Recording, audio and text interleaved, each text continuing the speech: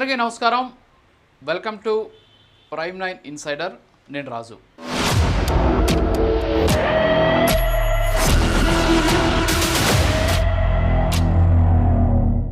పవన్ కళ్యాణ్ ఆయన మనుషులకు అలాగే వ్యక్తులకు అలాగే వ్యక్తిత్వాలకు ఏ విధమైనటువంటి విలువ ఇస్తారు అనే దానికి అనేక ఉదాహరణలు ఉన్నాయి. అందులో కొన్ని ఉదాహరణలు నేను మీకు చెప్తాను.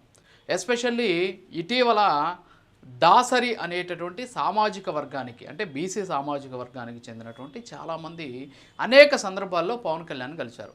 ఎన్నికలకు ముందు కూడా ఆయన కలిసి అనేక రకాలైనటువంటి వినతి పత్రాలు సమర్పించారు.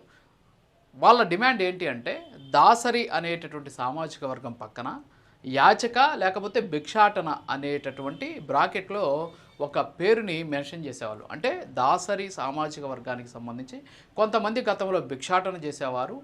యాచక వృత్తి అనేది వాళ్ళు చేస్తూ ఉన్నారు కాబట్టి ఆ అంశం ఎప్పుడు కూడా బ్రాకెట్లో యాచకులు లేకపోతే భిక్షాటన అనేటటువంటి పేర్లు వచ్చాయి. దానివల్ల ఏమైందంటే రాను రాను వాళ్ళ ఆత్మాభిమానం దెబ్బతింటూ వస్తుంది. ఎందుకంటే భిక్షాటన యాచక అంటే ఎవరో కొంతమంది చేసేదాన్ని అందరికీ ఆపాదించడం వల్ల కాస్త వాళ్ళు సమాజంలో కొంత ఇబ్బందికరమైనటువంటి పరిస్థితులు ఎదుర్కోవాల్సినటువంటి సిచ్యువేషన్ వచ్చింది. దీంతో ఏం చేశారంటే వాళ్ళు పవన్ కళ్యాణ్ కలిశారు.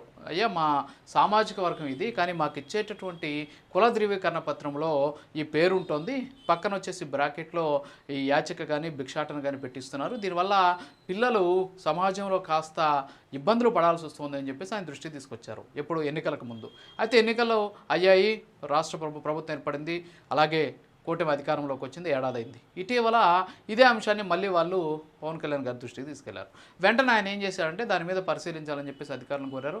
అధికారులను కోరిన తర్వాత ఆ సామాజిక వర్గానికి ఇచ్చేటటువంటి ఏదైతే కుల ధృవీకరణ పత్రం ఉందో అందులో బ్రాకెట్లో ఉండేటటువంటి యాచక భిక్షాటన తొలగించాలని చెప్పేసి నిన్న ప్రభుత్వం ఉత్తర్వులు జారీ చేసిందనమాట. అంటే మనిషికి చాలా విలువ ఇవ్వాలి, వ్యక్తికి విలువ ఇవ్వాలి అనేది పవన్ కళ్యాణ్ తూచా తప్పకుండా పాటిస్తారనమాట. చాలా కాలంగా వాళ్ళు పోరాటం చేస్తున్నారు, మాకు ఆ పేరు తీసేసేయండి, దీనివల్ల సమాజంలో కాస్త రుగ్మతలకు మేము బాధపడాల్సి వస్తుంది, సమాజంలో మమ్మల్ని ఇబ్బందులకు గురి చేస్తున్నారు, చాలా ఇబ్బందులు పడాల్సి వస్తుంది, పిల్లలు ఇబ్బందులు పడుతున్నారని చెప్పేసి వాళ్ళు చెప్పినటువంటి పరిస్థితి. అయితే ఎప్పుడు కూడా పట్టించుకోలేదు. కానీ పవన్ కళ్యాణ్ దృష్టికి రాగానే వెంటనే ఆయన మనిషికి విలువిచ్చేటటువంటి వ్యక్తి కాబట్టి ఆ పదాన్ని తొలగించారు. సరే, అది పక్కన పెడితే ఇటీవల ఉపాధి హామీ కూలీలకు సంబంధించినటువంటి ఒక కార్యక్రమం జరిగింది. జాతీయ గ్రామీణ ఉపాధి హామీ పథకం. అందులో పనిచేసేటటువంటి వాళ్ళని ఉపాధి హామీలు అని చెప్పి చెప్తారనమాట. ఈ సందర్భంలో ఏం చేస్తారంటే పవన్ కళ్యాణ్ స్పీచ్ చేయాలి.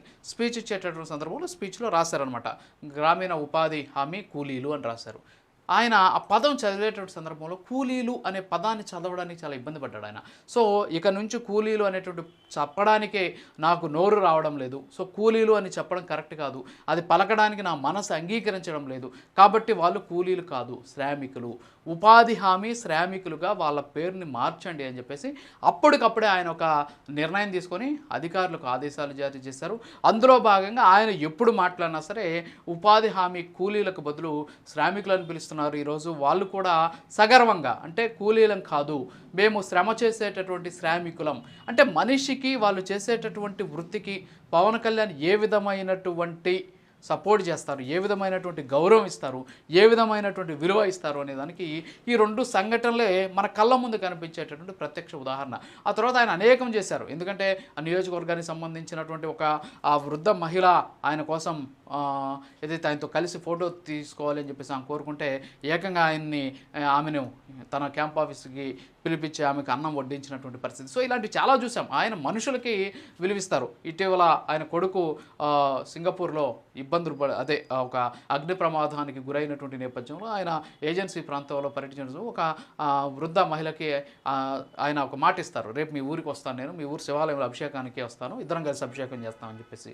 అయినా సరే ఆయన కొడుక్కి అగ్ని ప్రమాదం జరిగినా సరే అక్కడికి వెళ్లకుండా ఆమెకి ఇచ్చినటువంటి మాట కోసం అక్కడికి వెళ్ళి ఈ శివాలయంలో శివలింగానికి అభిషేకం ఆమెతో కలిసి చేస్తానమాట.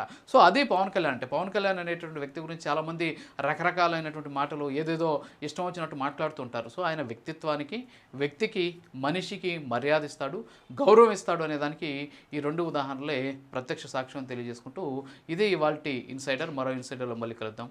నమస్కారం.